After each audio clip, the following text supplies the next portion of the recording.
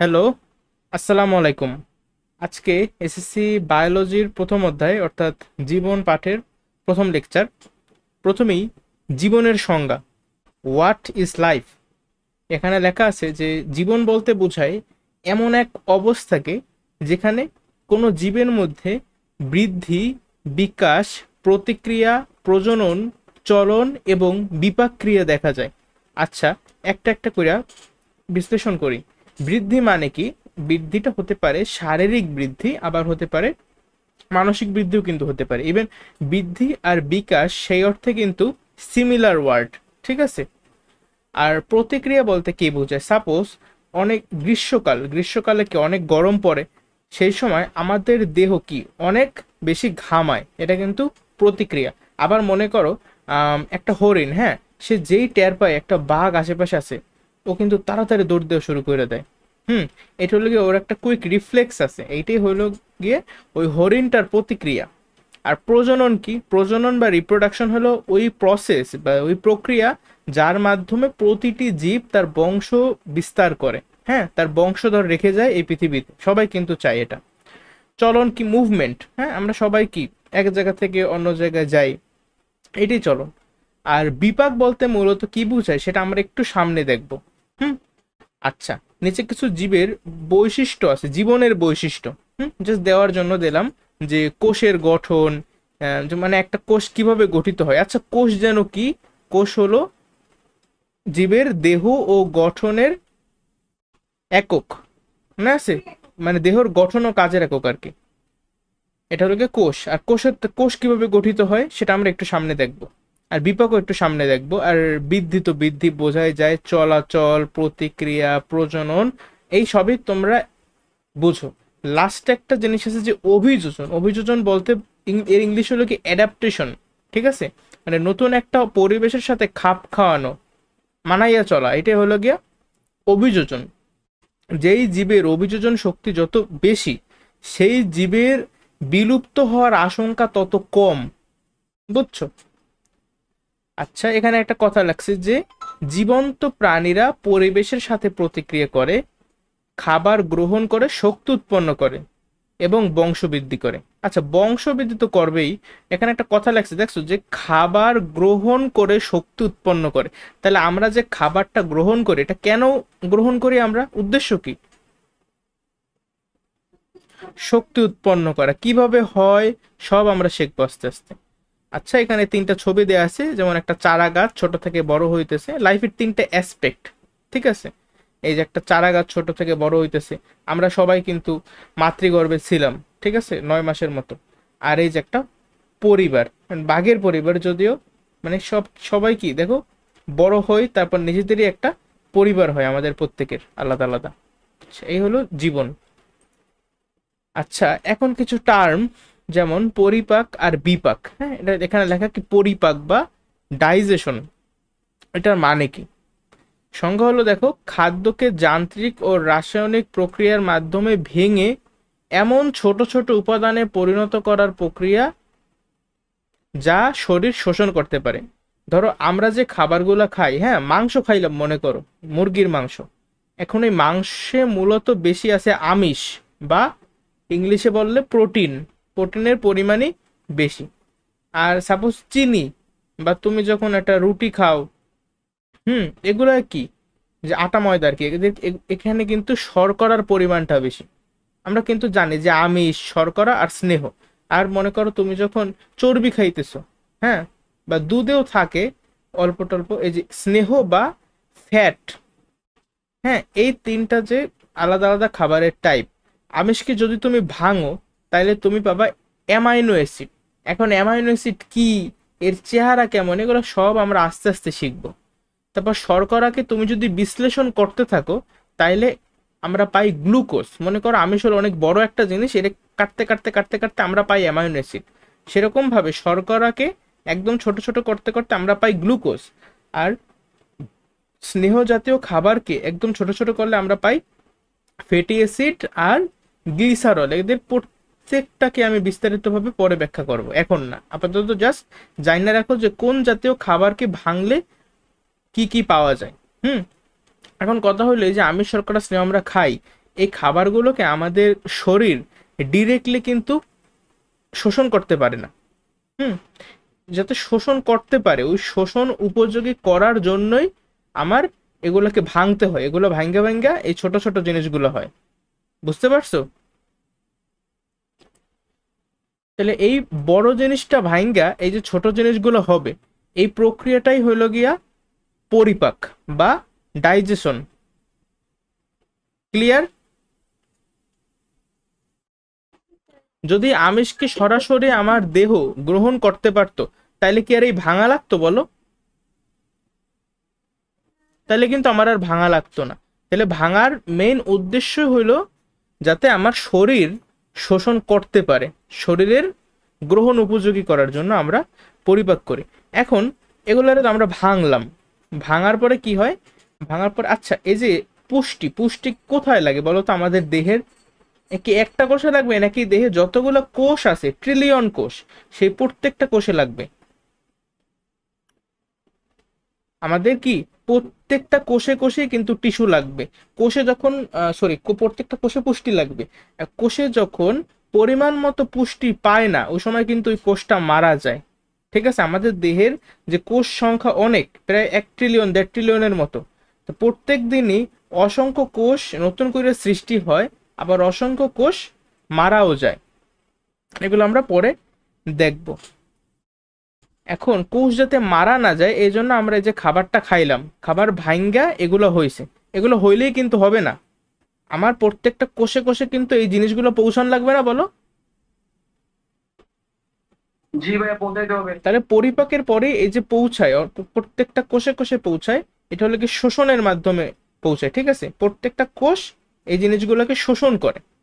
এখন শোষণ করার পরে একটা জিনিস হয়। আমি এই যে খাবারটা খাইছিলাম, কেন জানি খাইছিলাম বলো তো? শক্তি উৎপন্ন করার জন্য। গুড। এখন এই তো আমার প্রত্যেকটা কোষে কোষে পুষ্টি উপাদানগুলো গেছে, সেই পুষ্টি উপাদান থেকে কিভাবে শক্তি তৈরি হবে, ওই প্রসেসটাই হইল গিয়া বিপাক বা মেটাবলিজম। বুঝতে পারছি? বিপাক বা মেটাবলিজম। আর যদি তুমি একটু সংজ্ঞার দিকে তাকাও, যে বিপাক হলো দেহকোষে রাসায়নিক প্রক্রিয়ার সমষ্টি, যা কি করে? শোষিত খাদ্য উপাদানকে শক্তি উৎপাদন বা শরীর গঠনে ব্যবহৃত করে। দেখছো, মানে আমরা একটা খাদ্য শোষণ করছে, শোষিত খাদ্য উপাদানকে থেকে শক্তি উৎপাদন করছে, এইটা হলো গিয়ে বিপাক। এখন বিপাককে মূলত দুইটা ভাগে ভাগ করা যায়। ভাগগুলো হলো, একটা হলো গিয়া অ্যানাবলিজম, আরেকটা হলো ক্যাটাবলিজম। এই যে ক্যাটা বা কাটা, এই কাটাবলিজম মানে কি? কোনো একটা জিনিসকে আমরা কাটতেছি, মানে বড় একটা জিনিসকে আমরা ছোট ছোট টুকরায় কনভার্ট করতেছি, এইটা হলো গিয়ে ক্যাটাবলিজম। আর অ্যানাবলিজম মানে কি? ছোট ছোট অনেকগুলা জিনিস একসাথে করে আমি বড় একটা জিনিস তৈরি করতেছি। ঠিক আছে? এই যে আমি একটু তোমাদেরকে বলছিলাম যে প্রোটিন, প্রোটিন কিভাবে তৈরি হয়েছে জানো? অসংখ্য অ্যামাইনো অ্যাসিড পর পর জোড়া লেগে প্রোটিন তৈরি করে।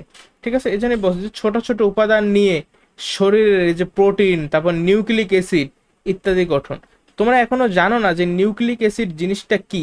হয়তো অনেকে জানো, যেমন আমরা বলি যে ডিএনএ, আরএনএ, এগুলো হলো নিউক্লিক অ্যাসিড। যেমন ডিএনএ এর ফুল ফর্ম ছিল ডিঅক্সিরাইবো নিউক্লিক অ্যাসিড, আবার আরএনএ এর ফুল ফর্ম ছিল শুধু রাইবো নিউক্লিক অ্যাসিড। এগুলো হলো গিয়া নিউক্লিক অ্যাসিডের এক্সাম্পল। সামনে আমরা আরো বিস্তারিত জানতে পারবো। ঠিক আছে? তো অ্যানাবলিজম হলো গিয়ে গঠন হয়, তৈরি হয় আর কি। ঠিক আছে? আর ক্যাটাবলিজম ভাঙে, যেমন খাদ্য উপাদান ভেঙে শক্তি উৎপাদন, এটা কিন্তু একটা ক্যাটাবলিজম। এটা আমরা কি পড়তেছি? আমরা মেটাবলিজমের দুইটা ক্লাসিফিকেশন পড়তেছি, যে মেটাবলিজম দুই রকমের, একটা অ্যানাবলিজম, একটা ক্যাটাবলিজম। ঠিক আছে? এই যে যেমন গ্লুকোজ ভেঙে এখানে লেখছে এটিপি তৈরি। এখন এটিপির ফুল ফর্ম হলো এডিনোসিন ট্রাইফসফেট। এটা দেখতে কেমন, বিস্তারিত কি আমরা সব জানবো সামনে। আপাতত জাস্ট এইটা জানি না রাখো, এই এটিপি মানে হলো গিয়ে শক্তি। কি এটিপি মানে হইলো শক্তি। গ্লুকোজ ভেঙে শক্তি তৈরি, আবার খাদ্য উপাদান ভেঙে বুঝতে পারছো? আচ্ছা, তো এই হলো আমাদের মোটা দাগে পরিপাক ও বিপাক। এটা রিলিভেন্ট ছিল কারণ এখানে এই এই কি বলে সংজ্ঞার মধ্যে বিপাক শব্দটা আসছে, তাই বুঝাই দিলাম একসাথে। এটা মূলত পরিপাক বিপাকের এই চ্যাপ্টারের পড়া। আচ্ছা, এখন আছে জীবন ও আত্মার সম্পর্ক। আত্মা জীবন মানে এইসব শুনলে মানুষ একটু আধ্যাত্মিক ভাবে, যদিও বিজ্ঞান অনুসারে বিজ্ঞানের কাছে কিন্তু আত্মা বলতে কিছু নাই, সে আত্মার অস্তিত্বকে স্বীকারই করে না। হুম, কিন্তু যে কোনো ধর্ম, প্রত্যেকটা ধর্মই কিন্তু আত্মার একটা বলতে পারো এক্সিস্টেন্স আছে। যেমন আমাদের ইসলাম ধর্ম মতে আত্মা কি আল্লাহ দেওয়া এক রহস্যময় সত্তা, যা জীবের দেহে প্রবেশের মাধ্যমে জীবনের শুরু হয়। আর যেই মুহূর্তে আত্মা বের হয়ে যায় শরীর থেকে, ওই সময় কি আমাদের মৃত্যু হয়। এটা আমরা মানে বিশ্বাস করি আর কি। তাহলে জীবন সমান সমান একটা সূত্র দেখতে পারো, জীবন সমান সমান দেহ প্লাস আত্মা। এই দেহতে যখনই আত্মা আসে তখনই জীবনের শুরু হয়, দেহ থেকে আত্মা যখন বের হয়ে যায় তখন কি জীবন শেষ, মৃত্যু হয়। ওকে, এদিকে একটা ছবি দিছি, হয়তো তোমরা কেউ কেউ জানতেও পারো, যারা একটু ইংলিশ সিনেমা টিনেমা দেখো, বিশেষ করে সুপার হিরো মুভিজ, তারা জানো যে মার্ভেল সিনেমাটিক ইউনিভার্সে এই যে একটা, এটা কি ছবিটা হলো একটা ইনফিনিটি গন্টলেটের। ঠিক আছে, যে বিশ্ব জুড়ে তারা বিশেষ করে 6টি ইনফিনিটি স্টোন আছে, যার মধ্যে একটা নাম হইলো গিয়া সোল স্টোন। এই কমলাটা হলো গিয়া সোল স্টোন, এটা স্পেস স্টোন, এটা রিয়েলিটি স্টোন, এটা হলো গিয়া মাইন্ড স্টোন, এটা পাওয়ার স্টোন, আর এটা হলো গিয়া টাইম স্টোন। তোমাদের এগুলো পরীক্ষায় কিছুই লাগবে না, জাস্ট বললাম যাতে কারো কারো কাছে ইন্টারেস্টিং লাগতে পারে। এটার নাম হলো গিয়া সোল স্টোন। সোল অর্থই হলো গিয়া আত্মা। ঠিক আছে, কেউ কমেন্ট সেকশনে জানাই দাও যে থ্যানোসের সব থেকে পছন্দের বিষয় জিনিসটার নাম কি। আচ্ছা, এখানে দেওয়া আছে যে জীবনের উপস্থিতির উপর ভিত্তি করে পদার্থ যে আছে, পদার্থকে দুইটা ভাগে ভাগ করা যেতে পারে, জৈব পদার্থ আর অজৈব পদার্থ। ঠিক আছে, জৈব পদার্থের মধ্যে জীবন আছে আর অজৈব পদার্থের মধ্যে জীবন নাই। আবার এই জীবনের উপস্থিতির উপর ভিত্তি করে যে কোনো উপাদানকে দুই ভাগে ভাগ করা যায়, একটা হইতে পারে জীব আর নাইলে হইতে পারে জড় উপাদান। জীব উপাদান কি? এটা এমন একটা উপাদান যে উপাদানের মধ্যে অবশ্যই জীবন আছে, আর জীবন যদি না থাকে সেই উপাদানের নাম কি? জড়। হ্যাঁ, সাপোজ জীবের এক্সাম্পল তো যে আমি, তুমি, গরু, ছাগল, ইভেন ব্যাকটেরিয়া, সবাই কিন্তু জীব। আর জ্বর কি? যার জীবন নাই। যেমন এই যে আমি কম্পিউটারে পড়াইতেছি, কম্পিউটারটা কিন্তু একটা জড় পদার্থ, বা টেবিল একটা জড় পদার্থ। মাঝখানে একটা জিনিস আছে যেটা জীবও না আবার জড়ও না, সেই জিনিসটার নাম হলো ভাইরাস। ভাইরাস জীবও না জড়ও না, ভাইরাস হলো ভাইরাসই। ঠিক আছে, এই জন্য আমি ভাইরাসরে এই জীব আর জ্বরের মধ্যে আঁকাইছি। এটা মাঝে মাঝে জ্বরের মতো আচরণ করে, আবার মাঝে মাঝে জীবের মতো আচরণ করে। অ্যাকচুয়ালি ভাইরাস যতক্ষণ হোস্ট পায় না বা কোনো বডি পায় না, ততক্ষণ সে জ্বরের মতো আচরণ করে। যেই তোমার আমার বা অন্য যাকার মানে যে কারো বডি বা শরীরের সংস্পর্শে আসে, সেই মুহূর্তে কিন্তু এই ভাইরাস একটা হোস্ট বা দেহ পায়, এরপরে সে জীবের মতো আচরণ করে। বুঝতে পারছো? এই জন্য করোনা ভাইরাস মনে করো আমাদের যে 2020 সালে একদম জীবন অতিষ্ঠ বানাই দিয়েছিল, সেই ভাইরাসের কিন্তু জীবন পর্যন্ত নাই। সে কিন্তু মনে করো টেবিলের উপর আছে, ও আমার কিচ্ছু করতে পারবে না। কিন্তু যেই মুহূর্তে আমার হাত ভাইরাসের উপরে পড়ছে, হ্যাঁ, ওই ভাইরাসটা যেই মুহূর্তে আমার সংস্পর্শে আসছে, সাথে সাথে সে আমার মধ্যে ঢুকে গেছে, এরপরে কিন্তু সে জীবের মতো আচরণ করছে। আবার এই যে যাদের জীবন আছে বা জীব, এই জীবকে দুইটা ভাগে মূলত ভাগ করা যায়। একটা হলো গিয়ে উদ্ভিদ আর একটা হলো গিয়া প্রাণী। উদ্ভিদ মানে গাছপালা বা প্লান্ট। যেমন এখানে একটা, এটা কি, এটা সূর্যমুখী সম্ভবত। আর একটা আছে প্রাণী। প্রাণীর মধ্যে তো অনেক কিছুই থাকতে পারে, যেমন এখানে একটা কিউট বিড়ালের ছবি দিয়ে রাখছেন। ঠিক আছে, কিন্তু জীবের মধ্যে কি শুধু উদ্ভিদের প্রাণীই আছে, অন্য কিছু কি নাই? তোমার আমি বললাম ব্যাকটেরিয়াও তো একটা জীব। কারণ শোনো ভাইয়া, ভালো কথা, ভাইরাস আর ব্যাকটেরিয়া এক কইরো না। ভাইরাস হলো জীব আর জ্বরের মধ্যবর্তী একটা জিনিস, কিন্তু ব্যাকটেরিয়া কিন্তু ডিরেক্টলি একটা জীব। ঠিক আছে, ব্যাকটেরিয়া একটা জীব। তারপর অ্যামিবা, হ্যাঁ, নীলাভ সবুজ শৈবাল, তারপরে কি বলে মাশরুম, শৈবাল, এগুলো সবই কিন্তু জীবের আন্ডারে পড়ছে, সবাই জীব। কিন্তু দীর্ঘদিন ধরে এই জীবকে শুধু ভাবা হয়তো উদ্ভিদ আর প্রাণী, এই দুইটা ভাগ আছে, কিন্তু জীবের আরো অনেক ভাগ আছে, আমরা সামনে দেখব। বুঝতে পারছো? তাহলে আগে আগে মূলত জীববিজ্ঞানের দুইটা শাখাই ছিল, উদ্ভিদ বিজ্ঞান আর প্রাণী বিজ্ঞান। কিন্তু পরবর্তীতে এই যে মাশরুম, তারপরে এই যে অ্যামিবা, তারপরে এই যে ব্যাকটেরিয়া, এগুলো যখন আবিষ্কৃত হইলো, তখন দেখলো যে এরা তো উদ্ভিদও না আবার প্রাণীও না, তো এদের জন্য তো অবশ্যই আমার আলাদা আলাদা শাখা করা লাগবে। এই জন্য জীববিজ্ঞানে শুধু দুইটা শাখা আর থাকলো না, আরো অনেক শাখা হইলো। এরপরে দেখো জীববিজ্ঞানের একটা সংজ্ঞা, যে জীববিজ্ঞান কাকে বলে। তো বলতে পারে যে জীববিজ্ঞান হলো একটাই প্রাকৃতিক বিজ্ঞান যা জীব ও জীবনের বিভিন্ন দিক, যেমন জীবনের কোন কোন দিক, জীবের গঠন, জীবটা কিভাবে গঠিত হয়েছে, কার্যপ্রণালী, তার বৃদ্ধি, এই যে প্রত্যেকটা জীবই কিন্তু বড় হয়, উৎপত্তি, জীবের তৈরি কিভাবে হইল, জীবের সৃষ্টি কিভাবে হইল, জীবের বিবর্তন, কালের পরিক্রমায় দেখা যায় যে জীবটা আস্তে আস্তে চেঞ্জ হয় তার গঠনে, তার অনেক কিছুতে। এরপর আছে পরিবেশের সাথে সম্পর্ক, প্রত্যেকটা জীবেরই কিন্তু পরিবেশের সাথে সম্পর্ক আছে, ইত্যাদি নিয়ে আলোচনা করে জীববিজ্ঞানে। ঠিক আছে, মানে জীববিজ্ঞান হলো বিজ্ঞানের এমন একটি শাখা যেখানে জীবন নিয়ে আলোচনা করা হয়। ঠিক আছে, এটা হলো কি জীবনমুখী বিজ্ঞান।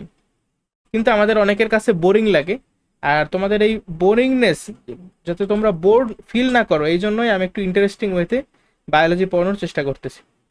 তো এই যে বায়োলজি, বা যার বাংলা হলো কি জীববিজ্ঞান, দুটো শব্দ থেকে আসছে। ঠিক আছে, প্রথম পার্টটা আসছে বায়োস থেকে, বায়োস আর লোগোস, এই দুটো শব্দ একত্রিত হয়ে আসছে বায়োলজি। বায়োস শব্দের অর্থ জীবন, আর লোগোস লজিক অর্থ কি, জ্ঞান। তাইলে জীবন সম্পর্কিত জ্ঞান হলো গিয়া জীববিজ্ঞান, বায়োলজি। এটা কিন্তু একটা ইম্পর্টেন্ট এমসিকিউ আসে পড়তে পারে সব বইয়ের লাইন এগুলা। এরপরে দেখো জীববিজ্ঞানের ধারণা। আমি যদি জীববিজ্ঞান সম্পর্কে জানতে চাই তাহলে অবশ্যই আগে ভৌতবিজ্ঞান সম্পর্কে জানতে হবে। এখন ভৌতবিজ্ঞান কি, এই যে ফিজিক্স, কেমিস্ট্রি, হ্যাঁ, অন্যান্য যে বিজ্ঞানের শাখাগুলো, এরাই হলো গিয়া ভৌতবিজ্ঞান। তবে এইটা যদি কেউ মনে করে যে ভৌতবিজ্ঞান সম্পর্কে আমি জানিয়ে গেছি, আমার এখন আর জীববিজ্ঞান সম্পর্কে জানা লাগবে না, সে একটা মূর্খ।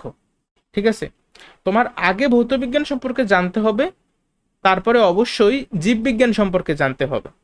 শুধু ভৌতবিজ্ঞান শিখলে জীববিজ্ঞান শেখা হবে না। যদি শেখা হইতো তাহলে অবশ্যই জীববিজ্ঞান নামে আলাদা একটা শাখা তৈরি হইতো না।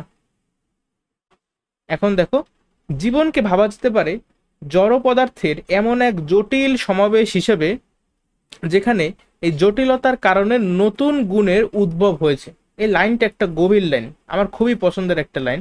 সাপোজ তুমি যদি একটা কোষের দিকে তাকাও, হ্যাঁ, এই যে কোষে কিন্তু অনেক অঙ্গাণু আছে, কোষীয় অঙ্গাণু, যেমন মাইটোকন্ড্রিয়া, তারপরে প্লাস্টিড, রাইবোজোম, নিউক্লিয়াস, হ্যাঁ, এগুলো সবই হলো কোষীয় অঙ্গাণু। এই কোষীয় অঙ্গাণুর কিন্তু কোনো জীবন নাই। আবার এই যে আমাদের যে নিউক্লিয়াসটা আছে না, এই নিউক্লিয়াসের মধ্যে ক্রোমাটিন তন্তু, ক্রোমোজোম আছে, সে ক্রোমোজোমের মধ্যে থাকে ডিএনএ, জিন, এইসব জিনিস। কিন্তু এই যে ডিএনএ, এখানে কিন্তু কোনো জীবন নাই। বাট আমাদের আমাদের দেহ, এই যে তুমি আমার দিকে তাকাও বা নিজের দিকে তাকাও, তোমার কিন্তু জীবন আছে। কিন্তু তুমি কিন্তু এরকম অসংখ্য জড় পদার্থ নিয়ে তৈরি, তোমার দেহ অসংখ্য জড় পদার্থ নিয়ে তৈরি, এই যে ডিএনএ, এই যে কোষের এই যে নিউক্লিয়াস, অন্যান্য যে অঙ্গাণু আছে, প্রোটিন আছে, হাবিজাবি অনেক কিছু আছে, এগুলো সবই হলো গিয়ে জড় পদার্থ।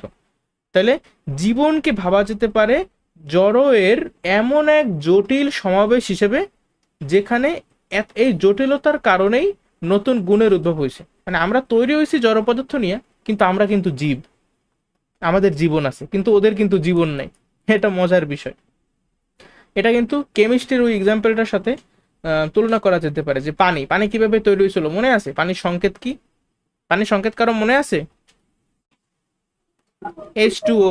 তাহলে পানির একটা অণু কিভাবে তৈরি হয়েছিল, হাইড্রোজেনের দুইটা পরমাণু আর অক্সিজেনের একটা পরমাণু পরস্পরের সাথে রাসায়নিক বন্ধনের মাধ্যমে যুক্ত হয়ে পানির একটি অণু গঠন করে। হাইড্রোজেন, অক্সিজেন এই দুইটাই কিন্তু গ্যাস সাধারণ তাপমাত্রায়, কিন্তু এই দুইটা মিললে যে পানি তৈরি করছে, এই পানি কিন্তু সাধারণ তাপমাত্রায় তরল, গ্যাসীয় না। বুঝছো, অনেকটা এরকমই। এই যে ডিএনএ এর গঠন, হ্যাঁ, কিভাবে গঠিত হয়, কোন জিনিসটার নাম কি, এগুলো সব আমরা শিখবো সামনে, আজকে না। আচ্ছা দেখো, জীববিজ্ঞান তো পড়তেছি, জীববিজ্ঞানের জনককে অবশ্যই জানা লাগবে। জীববিজ্ঞানের জনক হলো এরিস্টটল সাহেব। এই এরিস্টটল হলো গিয়া গ্রিস দেশের একজন মানুষ। সে কিন্তু বিজ্ঞানী না। ঠিক আছে, এরিস্টটল কিন্তু একজন দার্শনিক। তবে অনেকে অবশ্য, যেহেতু জীববিজ্ঞানের জনক, সেই সেন্সে তার বিজ্ঞানী বলা যাইতে পারে অ্যাকচুয়ালি। বাট ওই সময়ের, আমি যে সময়ের টাইম লাইনের কথা বলতেছি, সেই সময়ের কিন্তু বেশিরভাগ কেউ বিজ্ঞানী না, তারা সবাই হলো গিয়ে দার্শনিক। কারণ ওই সময় বিজ্ঞানের চর্চা শুরুই হয় নাই, একদম প্রাইমারি লেভেলে। ঠিক আছে, দার্শনিক বা মানে এরা দর্শন নিয়ে কাজ করতো, এরা কিছু প্রমাণ করতে পারতো না, আন্দাজ আন্দাজে এক একটা উক্তি জানতো, মিললে গেলে তো মিললে গেল, আর নাইলে তো না। ঠিক আছে, এরকমই একজনের নাম, একটা দার্শনিকের নাম বলো তো, যে বললে গেছিল যে পরমাণুকে ভাঙতে থাকলে আমরা এমন একটা মানে অণু পাবো যেটা আর ভাঙা যায় না, তার নাম দিয়েছিল পরমাণু। সেই লোকের নাম কি মনে আছে কারো? ডাল্টন। না, ডাল্টন না ভাই, ডাল্টন তো বিজ্ঞানী, ব্রিটিশ বিজ্ঞানী। ডেমোক্রিটাস, ডেমোক্রিটাস সাহেব বলছিল, বুঝলে গেছো? আচ্ছা দেখো, যাই হোক, তো জীববিজ্ঞানের জনক প্রাণী, ইভেন জীববিজ্ঞানের যে দুটা মেইন শাখা আছে, প্রাণী বিজ্ঞান আর উদ্ভিদ বিজ্ঞান, এই জীববিজ্ঞান আর প্রাণী বিজ্ঞান এই দুইটা বিজ্ঞানের জনক হইল গিয়ে এরিস্টটল সাহেব। এই যে এরিস্টটল সাহেব, সে দেখতে এমন। আর উদ্ভিদ বিজ্ঞান বা বোটানি, বোটানির জনক হলো থিওফ্রাস্টাস নামে একজন মানুষ, উনি দেখতে এমন। এই দুইজন মানুষই কিন্তু গ্রিক দার্শনিক। আমাদের বাসায় গ্রিসে, গ্রিসের রাজধানীর নাম পারলে বলো তো? আচ্ছা, জীববিজ্ঞানের শাখাগুলো এই গ্রিস দেশে কিন্তু মানে সভ্যতার কি বলবো মানে খুবই ইম্পর্টেন্ট একটা জায়গা।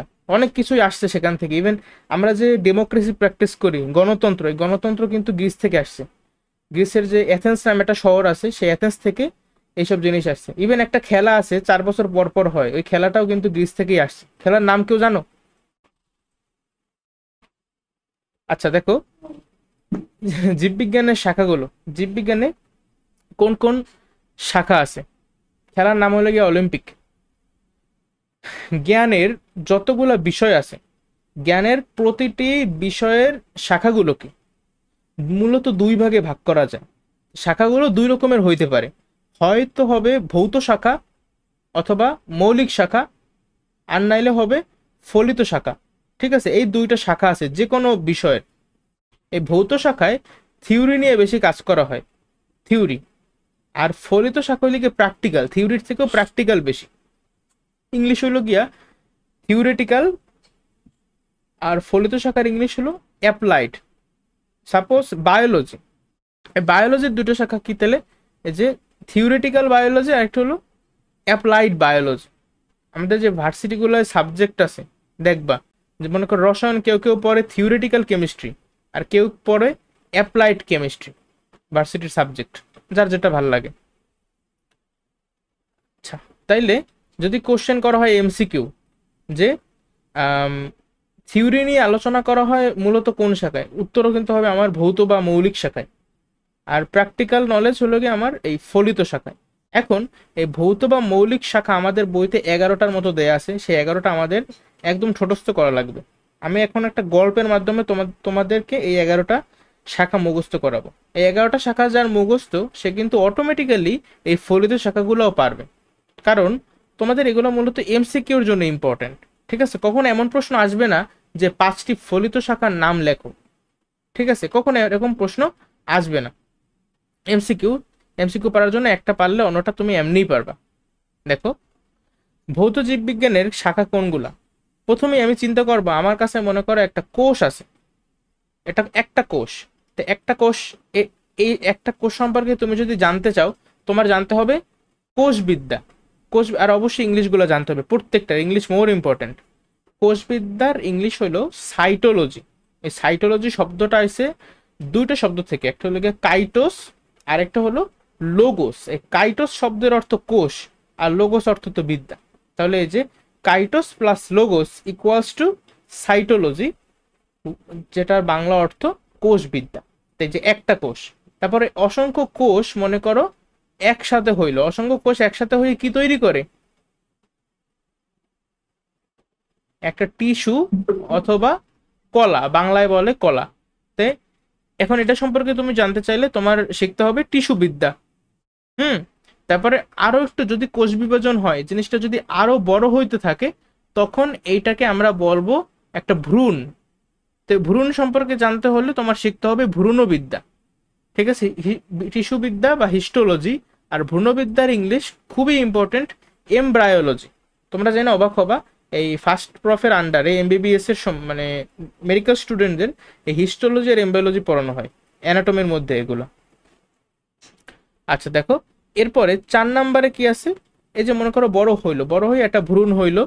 এখন এটা কিন্তু একটা বলতে পারো দেহর মতো গঠন তৈরি করতেছে, তাই না? একটা বডি। তো এই বডি বা দেহ সম্পর্কে জানতে হলে তোমার যে জিনিসটা জানতে হবে সেটা হলো অঙ্গ সংস্থান। এর ইংলিশে বলে মরফোলজি। ঠিক আছে, অঙ্গ সংস্থান, একটা অঙ্গের মতো হবে অনেক বড় হইতে হইতে। তো ওই অঙ্গ সম্পর্কে জানতে হলে তোমার অঙ্গ সংস্থান জানতে হবে। তো অঙ্গ সংস্থান জানলা, অঙ্গ সংস্থানে মূলত আলোচনা করা হবে যেটা কিভাবে গঠিত হয়েছে। হ্যাঁ, তারপর একটা সাবজেক্ট হলো শারীরবিদ্যা, যার ইংলিশ হলো ফিজিওলজি। এই শারীরবিদ্যা সাবজেক্টে কি শেখানো হয়? দেহে যত রকমের জৈব রাসায়নিক কার্যাদি বিক্রিয়া হবে, এগুলো কিভাবে হবে, সে সাবজেক্টে হলো গিয়ে ফিজিওলজি। এটা খুবই ইন্টারেস্টিং একটা সাবজেক্ট। আমাদের দেহে কোনো প্রক্রিয়া কিভাবে হইতেছে সেই উত্তরটা এই ফিজিওলজির মধ্যে আছে।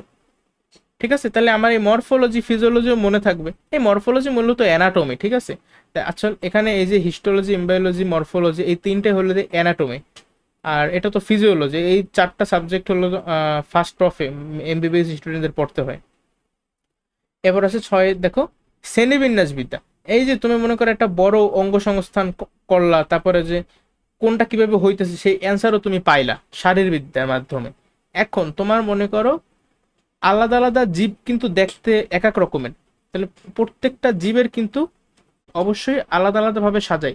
যেমন কেমিস্ট্রিতে মৌলগুলোকে ভালো মতো শিখতে বা অনেক অল্প সময়ের মধ্যে সুন্দরভাবে জানতে আমরা কি একটা জিনিসের কি বলে আবিষ্কার করছিলাম, সেই জিনিসটার নাম কি কারো মনে আছে? ভেরি গুড, পর্যায় সারণী।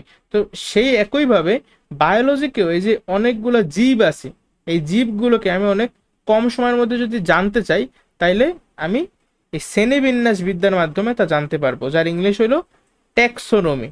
ঠিক আছে, ট্যাক্সোনমির মাধ্যমে আমি জীবগুলোকে আলাদা আলাদা শ্রেণীতে সাজাই। ঠিক আছে, ওই একটা শ্রেণীর বৈশিষ্ট্য ওই প্রত্যেকটা জীবের বৈশিষ্ট্যের সেম। যেমন আমাদের পর্যায় সারণীতে কি ছিল, প্রত্যেকটা গ্রুপের এক একটা নির্দিষ্ট কিন্তু ধর্ম বৈশিষ্ট্য ছিল। ওই ওই একটা নির্দিষ্ট গ্রুপ সম্পর্কে জানলেই ওই গ্রুপে যে কয়টা মৌল থাকতো, 6টা বা 7টা বা 5টা, যে কয়টাই থাকতো, ওই সব কয়টার কিন্তু বৈশিষ্ট্য জানা হয়ে যাইতো। তোমাদের কি মনে আছে? আচ্ছা, তারপরে আছে বাস্তুবিদ্যা। বাস্তুবিদ্যা, যার ইংলিশ হলো ইকোলজি। এখানে আলোচনা করা হয় মূলত জীব এবং জীবের যে আমাদের যে পরিবেশ আছে, জীব এবং পরিবেশের মধ্যবর্তী সম্পর্ক। ঠিক আছে, এটা বাস্তুবিদ্যা বা ইকোলজিতে আলোচনা করা হয়। সাপোজ খাদ্য জাল, খাদ্য শৃঙ্খল, এই টাইপের নানা জিনিস তোমরা জানবা। এটা সম্ভবত এই বইয়ের একদম লাস্টের দিকে আলোচনা করা আছে। তারপরে আছে, দেখো, এই শ্রেণীবিন্যাস পর্যন্ত তোমাদের আশা করি মনে থাকবে। এরপরে একটু বড় হইলো, এই জীবটা মনে করো বড় হইলো, বড় হওয়ার পরে সে দেখলো আমি কোথায় আছি, আমি একটা বাসার মধ্যে আছি। এই বাসা মানেই এখানে বাস্তু। আর এখানে সম্ভবত হিন্দুদের ঘরের অনেক কিছু মানে আছে ব্যাপার স্যাপার, আমি সঠিক জানি না, এগুলোর বাস্তু বলে না, জানি কি একটা আছে, উৎসব হয়তো বা জানে। উৎসব বলতে পারো এই বাস্তুর জিনিসটা কি? বাস্তু বলতে ভাই আমি তো বুঝতেছি না। হিন্দুদের কিছু জানি আছে, মানে ঘর বাড়িতে কি জানি করে ওরা, ওটা বাস্তু কি জানি একটা বলে, আমার সঠিক এ সম্পর্কে নলেজ নাই। ওই তো বাস্তু মানে ঘর বাড়ি। ঠিক আছে, বাস্তু সংস্থান। আচ্ছা, দেখো, তারপর আছে কি জীব ভূগোল। মানে কোন একটা জীব কোন ভৌগোলিক এলাকায় কোন জীব থাকবে, কতটুকু এলাকা জুড়ে থাকবে, তারপরে ওই জীবটা কিভাবে অভিযোজন হবে। অভিযোজন কি একটু কিন্তু আমি বলছি, যে খাপ খাওয়ানো, পরিবেশের সাথে খাপ খাওয়ানো। জীব ভূগোলের মধ্যে সাপোজ তুমি একটা এক্সাম্পলের কথাই চিন্তা করবা সবসময়, যে পোলার বিয়ার। সবসময় এই এক্সাম্পলটার কথাই চিন্তা করবা যে পোলার বিয়ার কি বরফের মধ্যেই থাকে। কখনো তোমার বাসার সামনে তুমি দেখবা না যে একটা পোলার বিয়ার, অথবা তুমি কখনো দেখবা না যে তোমার বাসার সামনে একটা ক্যাঙ্গারু লাফাইতেছে। তবে তোমার বাসা যদি অস্ট্রেলিয়া হয় তাইলে ভিন্ন কথা। এখন হরমোন বিদ্যা। আচ্ছা, মনে করো এটা কিভাবে মনে রাখবা, বাস্তু মানে কি ঘর, আর জীব ভূগোল এটা অনেকটা কিন্তু লোকেশনের সঙ্গে কানেক্টেড, যে বায়ো জিওগ্রাফি, এই দুটো কিন্তু মনে থাকবে। আমি এই জন্যই পরপর লিখছি। ঠিক আছে, আমি কিন্তু বইয়ের সিরিয়াল অনুসারে এখানে লিখি নেই, এখানে আমি মনে রাখার সিরিয়াল অনুসারে লিখছি, যে প্রথমে কোষ, তারপরে টিস্যু, তারপরে ভ্রূণ, এবারে যেটা দেহর মতো হইলো যে অঙ্গ সংস্থান, এরপরে কিভাবে হইলো শারীরবিদ্যা, তারপরে এগুলোর আলাদা আলাদা শ্রেণীতে করব শ্রেণীবিন্যাস বিদ্যা, এরপরে ঘর বাস্তুবিদ্যা, তারপরে জীব ভূগোল। মনে থাকবে না এই প্রথম 8টা সিরিয়াল ভাই? জি ভাই মনে এরপর থাকবে। তুমি মনে করো একটু বড় হইলা, তোমার মধ্যে কি অনেক হরমোন টরমোন উৎপন্ন হবে। সাপোজ সেরকম একটা হরমোনের নাম হলো গিয়ে টেস্টোস্টেরন, যে টেস্টোস্টেরনের জন্যই একজন পুরুষ পুরুষ হয়। এখন তার যদি টেস্টোস্টেরন না থাকলে সে কি পুরুষের মতো হবে? সে কিন্তু পুরুষের মতো হবে না। ঠিক আছে, তাই এগুলোই হরমোন বিদ্যা আলোচনা করা হবে। এই যে দেহটা, এই যে জীবটা মনে করো বড় হয়েছে, এটা বড় হইয়া এর মধ্যে এখন হরমোন কিক করছে। ঠিক আছে, হরমোন কিক করলে এটাই বলে যে তার মানে সে যৌবনে পদার্পণ করছে, বড় হয়ে গেছে সোজা কথা। ঠিক আছে, এরপর তার মধ্যে প্রত্যেকের মতো ইচ্ছা জাগবে যে আমি কিছু একটা রাইখে যাই দুনিয়ায় আমার মতো। হ্যাঁ, আর এইটারে বলে বংশগতিবিদ্যা। মানে প্রত্যেকটা জীব তার নিজের মতো কাউকে রাখতে চায়, বংশ বিস্তার করে আর কি। ঠিক আছে, এটা কথা আছে যে অ্যাজ ফাদার অ্যাজ সন, মানে সম্ভবত এরকমই কিছু একটা, যে বাপ যেমন পোলাও তেমন, বাপ কা বেটা।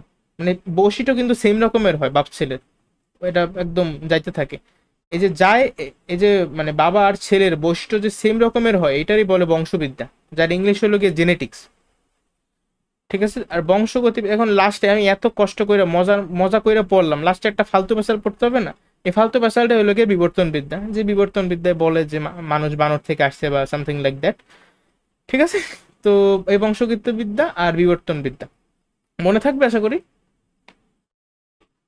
জি ভাই মনে মানে তোমার হরমোনে কিক করলো, তারপর তুমি বংশ বিস্তার করলা, আর আস্তে আস্তে তুমি তো তারপর মইরা যাবা, তারপর তোমার ছেলে আবার সে আবার বাবা হবে, তো এরকম করতে করতে তো অনেক কালের পর কাল যাবে, আস্তে আস্তে বিবর্তন হবে। এইভাবে মনে রাখতে পারো, এই 11টা শাখা একদম ঠোঁটস্থ লাগবে আমার। ঠিক আছে, না থাকলে সমস্যা, কিন্তু পারবা না, অনেকগুলো এমসিকিউ আসে, আমি তোমাদেরকে একটু পরে দেখাবো। ভৌত জীববিজ্ঞানের শাখাগুলো শুধুমাত্র মুখস্থ করবা, আর ফলিত জীববিজ্ঞানের শাখাগুলো জাস্ট একবার রিডিং পড়বা। আচ্ছা দেখো, এই অঙ্গ সংস্থান বা মরফোলজিতে কি পড়ানো হয়েছে, এগুলো কিন্তু বইয়ের লাইন ডিরেক্ট, যে জীবের সার্বিক অঙ্গসংস্থানিক বা দেহের গঠন বর্ণনা করছে, সহজ কথা। ঠিক আছে, এখন বাহ্যিক যে বর্ণনা করছে, বাহ্যিক দেহের বাহ্যিক গঠন বর্ণনা করছে বহির অঙ্গসংস্থান বা এক্সটার্নাল মরফোলজি, আর দেহের অভ্যন্তরীণ যে গঠন এইটা ব্যাখ্যা করছে অন্তর অঙ্গসংস্থান বা ইন্টারনাল মরফোলজিতে। ঠিক আছে, এখন দুইটার পার্থক্য কি? ইন্টারনাল মরফোলজি বলতে এখানে কোষ, টিস্যু, তারপর আমাদের যে বিভিন্ন অঙ্গ আছে যেমন কিডনি, লিভার, হ্যাঁ, লাং, এগুলা ব্যাখ্যা করছে অভ্যন্তরীণ বা এই যে অন্তর অঙ্গসংস্থানে। আর বহিরঙ্গ সংস্থানে জাস্ট মনে করো বাইরে থেকে তুমি যে ত্বক দেখতে পাইতেছো এইটা। এবং তুমি যদি গাছপালার কথা চিন্তা করো, গাছের যে পাতা বাইরে দিয়ে দেখতেছি, যে গাছের একটা পাতা আছে, হ্যাঁ, এই পাতাটা হলে বহিরঙ্গ সংস্থানে আলোচনা করছে। কিন্তু পাতার মধ্যে যে পাতার যে টিস্যুগুলো আছে, মেসোফিল টিস্যু, তারপর জাইলেম, ফ্লোয়েম, এগুলো তুমি হয়তো প্রথমবার মতো শুনতেছো, বাট সামনে এগুলো সব জানবা। এগুলো সব হলো অন্তর অঙ্গ সংস্থানের বিষয়। ঠিক আছে, এই হইলো আমাদের অঙ্গ সংস্থান। এরপরে আমাদের আছে শ্রেণীবিন্যাস বিদ্যা বা ট্যাক্সোনমি, যেখানে কি করছে এই যে জীবের শ্রেণীবিন্যাস করবে, আর এই তো তার রীতিনীতিগুলো এই শাখায় আলোচনা করার বিষয়। কিছুই না, তোমাদের এমনি মনে থাকবে। শারীরবিদ্যা কি? ওই যে বললাম যে জীবের প্রত্যেকটা কি জৈব রাসায়নিক কার্যাদি। এখন জৈব রাসায়নিক কার্যাদি কি কি আছে? যেমন শ্বসন হইতে পারে, সালোক সংশ্লেষণ হইতে পারে, রেচন হইতে পারে, অনেক কিছু আছে আরো, জনন হইতে পারে। এগুলো সবই আমাদের জৈব রাসায়নিক কার্যাদি, নানা অঙ্গ প্রত্যঙ্গের। এগুলাই শারীরবিদ্যা আলোচনা করা হয়, এটা মনে থাকবে তোমাদের, ইজি। হিস্টোলজি, হিস্টোলজিতে কি? হিস্টোলজি মানেই তো কি টিস্যু বিদ্যা। এখানে কি টিস্যু সমূহের গঠন, টিস্যুর বিন্যাস, কার্যাবলী, কোন টিস্যু কি কাজ করে। আমি যদি তোমাকে সংক্ষেপে বলি, আমাদের দেহে 4 ধরনের টিস্যু আছে। প্রথম হলো গিয়ে আবরণী টিস্যু, আবরণী বা ইংলিশে বলে এপিথেলিয়াল টিস্যু। তারপরে আমাদের আছে সংযোজক টিস্যু বা ইংলিশে বলি কানেকটিভ টিস্যু। ঠিক আছে, থার্ডলি আছে আমাদের যে মাংস আছে, পেশি, হ্যাঁ, এই পেশি টিস্যু। তারপরে আমাদের যে স্নায়ুতন্ত্র আছে, ওটার ওখানে আছে স্নায়ু টিস্যু। ঠিক আছে, 4 ধরনের টিস্যু আমাদের শরীরে আছে। আবরণী টিস্যু, ইংলিশে epithelial tissue, connective tissue, nervous tissue, আর কি মাসেল টিস্যু। এগুলো আছে চার চার ধরনের টিস্যু। এটা আমাদের সম্ভবত দ্বিতীয় অধ্যায়ের আলোচনার বিষয়। তো এই বিভিন্ন জায়গার টিস্যু কিন্তু দেখতে এক এক রকমের, এদের গঠন আলাদা, বিন্যাস আলাদা, কাজও আলাদা। হ্যাঁ, তো এভাবে ইভেন এই যে স্কিনের যে তোমার টিস্যুটা আছে, তোমার ধরো হাতের যে স্কিন, সেইখানের যে টিস্যু যে রকমের, তোমার ধরো অন্য জায়গার টিস্যু কিন্তু সেই রকমের না। স্কিনের কথাই বলতেছি, বুঝতে পারছো? আলাদা আলাদা রকমের। এগুলো সব তোমরা মানে আস্তে আস্তে বড় হবে ওই সময় শিখবা, এখন আর এগুলো বললে মাথা প্যাঁচ লাগাতে চাইতেছি না। এরপরে এই যে ভ্রূণবিদ্যা, আমরা সবাই কিন্তু একসময় যে মায়ের পেটে এরকম ছিলাম, এই যে 1 মাস 2 মাস 3 মাস এমন করতে করতে 9 মাস হয়েছে, তারপর আমরা বের হয়ে গেছি। যদিও বাংলা সিনেমায় বলা হয় 10 মাস 10 দিন নাকি পেটের মধ্যে থাকে, যেটা একটা ডাহা মিথ্যা কথা। দেখো তো ভ্রূণবিদ্যে কি আলোচনা করা হয়, জনন কোষের উৎপত্তি। এখন এটা নতুন একটা টার্ম পাইলা, জনন কোষ। তারপর আবার বলছি যে নিষিক্ত জাইগোট থেকে ভ্রূণের সৃষ্টি, ভ্রূণের সৃষ্টি হবে, তারপরে ভ্রূণের মানে গঠন হবে, ভ্রূণটা বড় হবে আস্তে আস্তে, বিকাশ হবে, পরিস্ফুটন হবে, এগুলো সবই কিন্তু এমব্রায়োলজি বা ভ্রূণবিদ্যায় আলোচনা করা হয়েছে। এই এমব্রায়োলজি শব্দকে তুমি যদি বিশ্লেষণ করো তাহলে দুটো শব্দ পাবে, একটা হলো কি এমব্রায়ো, একটা হলো লোগোস, দুটো একসাথে হয়ে এমব্রায়োলজি। এটাও কিন্তু এমবিবিএস ফার্স্ট ইয়ারে পড়ানো হয়। তাহলে এই যে জনন কোষ আমি বলছি, এটা একটু আমাকে জানতে হবে। আমাদের দেহের গঠন ও কাজের একক হলো গিয়া কোষ বা সেল। এই কোষ কিন্তু দুই রকমের, কাজের উপর ভিত্তি কইরা। কি কি বলতে পারো? একটা সময় দিচ্ছে আর একটা হচ্ছে যে আপনার জন গ্যাস হচ্ছে যে আপনার দেহ একটা সোমাটিক একটা সেল আর একটা হলো গিয়ে গ্যামেটিক সেল। সোমাটিক সেলের বাংলা হলো দেহ কোষ, আর গ্যামেটিক সেলের বাংলা হলো গিয়ে জনন কোষ। আচ্ছা, তাহলে এখন জনন কোষ কি কি আছে আমাদের দেহে বলতে পারো? তা কথা ভাই যেমন বল। জনন কোষ কয়টা আমাদের শরীরে? পুরুষদের শরীরের জনন কোষের নাম হলো শুক্রাণু, আর মেয়েদের শরীরের যে জনন কোষ, ঠিক আছে, স্ত্রী জনন কোষ, তার নাম হলো ডিম্বাণু। তো ডিম্বাণু আর শুক্রাণু এই দুইটা জনন কোষ আছে, ঠিক আছে। এখন এই দুইটা জনন কোষ যখন একত্রিত হয় ইন্টারকোর্সের মাধ্যমে, আচ্ছা, আমাদের প্রজনন সম্পর্কেও জানতে হবে, কিন্তু প্রজনন সম্পর্কে না, সময় লাগবে, এখন দরকার নাই। যাই হোক, ওই প্রজননের জন্য আমার মূলত এই জনন কোষ লাগে, ঠিক আছে। দেন জনন কোষ দুইটা যখন একত্রিত হয়, ফিউজ হয়, তখন আমাদের যে জিনিসটা তৈরি করে সেটার নাম হলো নিষিক্ত জাইগোট, ঠিক আছে। মানে জাইগোটটা নিষিক্ত হয়, নিষেক সম্পন্ন হয়, ফার্টিলাইজেশন হয়, ঠিক আছে। এটা তোমরা বিভিন্ন সিনেমায় দেখছো যে শুক্রাণু দেখতো অনেকটা এমন, এই লেজের মতো সাঁতার কাটে, আর ডিম্বাণু দেখতে এরকম সে মহারানীর মতো বসে থাকে। এই দুটো যখন একত্রিত হয় তখন যে জিনিসটা তৈরি করে সেটাই হলো নিষিক্ত ডিম্বাণু, ঠিক আছে। এই যে দুইটা জনন কোষ একত্রিত হয়ে তৈরি করলো নিষিক্ত জাইগোট, সেইখান থেকে পরবর্তীতে কোষ বিভাজনের মাধ্যমে ভ্রূণ তৈরি করে, ঠিক আছে। এখানে নানা স্টেজ আছে, যে মরুলা স্টেজ, মরুলা, ব্লাস্টুলা, গ্যাস্টুলা, এগুলো সব তোমরা সামনে শিখবা, এখন লাগবে না। তো এগুলোই আলোচনা করা হয় আমাদের ভ্রূণবিদ্যায়। এরপরে আছে কোষবিদ্যা, সাইটোলজি। দুইটা শব্দ মিললে তৈরি, এটা হচ্ছে কাইটোস, কাইটোস থেকে আসছে সাইট, কাইটোস, আর একটা হলো লোগোস, ঠিক আছে, মিলে তৈরি হয় সাইটোলজি। যেখানে কি অবশ্যই যেহেতু কোষবিদ্যা, তাহলে কোষের কি গঠন, কেমন কোষের গঠন, কার্যাবলী, কোষের বিভাজন সম্পর্কে যাবতীয় আলোচনা করা হয়। যেমন এই যে কোষের গঠন যদি এখানে দেখো, এই যে একটা অর্গান আছে, এটার নাম হলো অর্গানেল বা অঙ্গাণু, এটা নিউক্লিয়াস। তারপরে এই যে এটার নাম কি, এন্ডোপ্লাজমিক রেটিকুলাম। তারপরে এই যে জিনিসটা পানির মতো পুরো জায়গায় আছে কোষে, এটার নাম হলো সাইটোপ্লাজম। আবার এই যে নিউক্লিয়াস দেখতেছো না, নিউক্লিয়াসের মধ্যেও পানির মতো তরল পদার্থ আছে আর কি, ওটার নাম হলো কি নিউক্লিওপ্লাজম। তারপরে এই যে নিউক্লিয়াসের মধ্যে একেবারে গাঢ় একটা জিনিস দেখতেছো, এর নাম নিউক্লিওলাস। এখানে আবার পেঁচানো তোমার কি বলে সুতার মতো জিনিস আছে, এটা এদের বলে ক্রোমাটিন তন্তু। এই ক্রোমাটিন তন্তুই আবার ক্রোমোজোম হয় একটা সময়। যাই হোক, এখানে প্রত্যেকটা অর্গানের নাম আছে, যেমন এটা নাম মাইটোকন্ড্রিয়া, গোলগি যন্ত্র বা গোলগি অ্যাপারেটাস, ভেকুওল, ঠিক আছে। এই কয়টাই লাগে, এই যে লাইসোজোম, পার অক্সিজোম, সেন্টোসোম, মাইক্রোটিউবিউলস, সাইটোপ্লাজম, এগুলো আস্তে আস্তে আমরা শিখে ফেলবো। তো মোদ্দা কথা হলো কোষবিদ্যায় কোষের গঠন, কোষের কাজ আর কোষ বিভাজন সম্পর্কে আলোচনা করা হয়, এটা মনে থাকলেই হইলো। এবার আছে বংশগতিবিদ্যা, জেনেটিক্স, যে জিন। আচ্ছা, নতুন আরেকটা শব্দ পাইলাম, যে জিন। একটু আগে যে বললাম যেখানে ক্রোমাটিন তন্তু আছে, এই ক্রোমাটিন তো যখন কোষ বিভাজন হয়, কোষ বিভাজন তোমাদের কত নম্বর চ্যাপ্টারে, সম্ভবত 3 নম্বর চ্যাপ্টারে আছে, ওই সময় আমরা শিখবো। তো কোষ বিভাজনের সময় এই ক্রোমাটিন তন্তুটা পেঁচায়, ঠিক আছে, জল বিয়োজন হইতে থাকে, মানে জল ছাড়ে আস্তে আস্তে, আর জিনিসটা পেঁচাইতে পেঁচাইতে একসময় এরকম একটা স্ট্রাকচার ফর্ম করে। এটা আগেও আমি বহুবার দেখাইছি তোমাদেরকে, স্ট্রাকচারটার নাম কি জানি,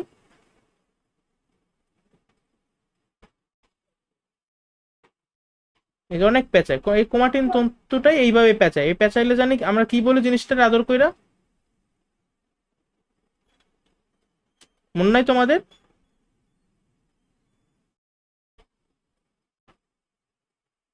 আরেকদিন তো করাইছিলাম ওই যে নাটাইয়ের এক্সাম্পল দিয়া, নাটার মতো অনেক পেঁচায় তো অনেক ছোট জায়গার মধ্যে জিনিসটা আটে, এর বলে আমরা ক্রোমোজোম। ঠিক আছে, ক্রোমোজোমের এই একটা পার্ট আর এই আরেকটা পার্ট আর মাঝখানে থাকে সেন্ট্রোমিয়ার, এটা বলে একটা ক্রোমাটিড, এটাকে বলে আরেকটা ক্রোমাটিড। তাহলে দুইটা যেহেতু একই ক্রোমোজোমের দুইটা ক্রোমাটিড, তাহলে এদেরকে আমরা বলি সিস্টার ক্রোমাটিড। আর ভিন্ন ক্রোমোজোম আলাদা আলাদা, যদি এখানে একটা ক্রোমোজোম আঁকি এখানে একটা ক্রোমোজোম আঁকি, তারপর বলি এই ক্রোমাটিড আর এই ক্রোমাটিড পরস্পরের কি, তখন উত্তর হবে নন সিস্টার ক্রোমাটিড। আর এই একই ক্রোমোজোমের দুইটা ক্রোমাটিডকে আমরা বলবো সিস্টার ক্রোমাটিড। যেমন এই ক্রোমাটিড আর এই ক্রোমাটিড সিস্টার ক্রোমাটিড, এই ক্রোমাটিড আর এই ক্রোমাটিড সিস্টার ক্রোমাটিড। কিন্তু এই ক্রোমাটিড আর এই ক্রোমাটিড এরা হলো পরস্পরের নন সিস্টার ক্রোমাটিড।